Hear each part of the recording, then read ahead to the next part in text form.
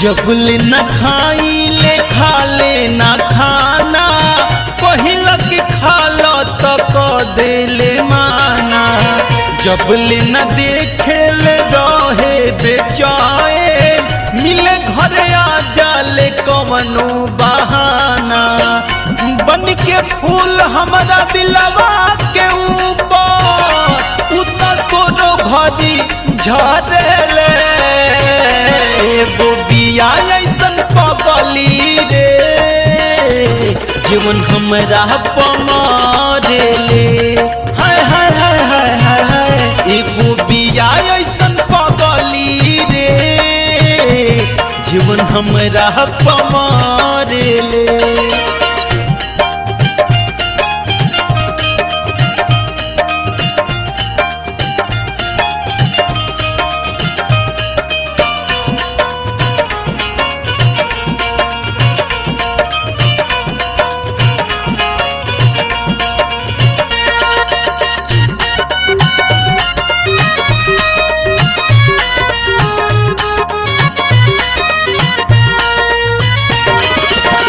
प्यार में हमारा भइल बिया पागल रतियों में सूते न रहेले जागल।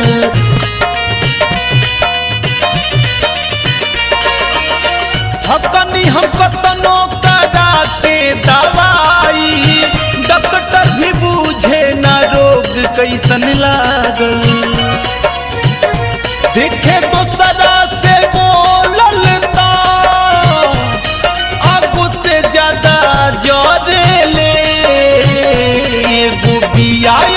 पगली रे जीवन हमरा पमारेले। हाय हाय हाय हाय हाय हाय एगो बिया ऐसन पगली रे जीवन हमरा पमारेले।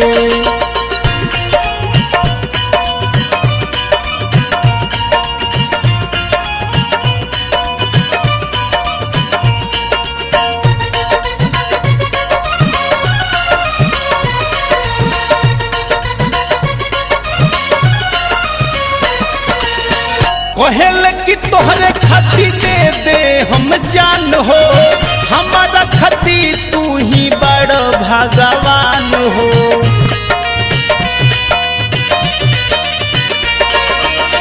गजब प्रीतिया बनवले विधाता दुनिया वाला कहे गलत बनाता।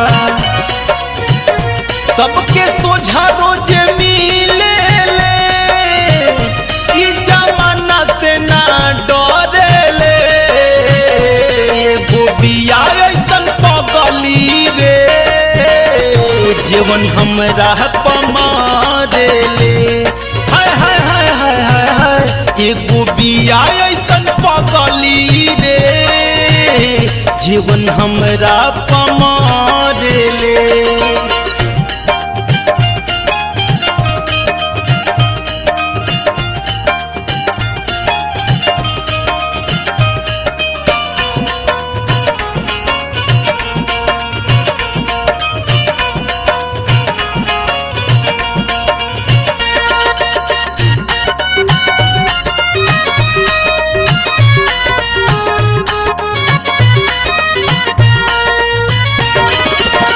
गीतिया प्रीतिया के रोजे गुनगुनाले हमारा के देखी उ बढ़िया गराले।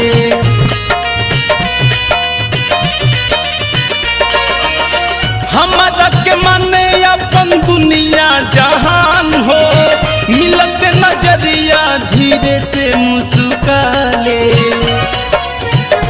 पगली पूजवा तूफानी खाती खूबे सजेले संवारेले।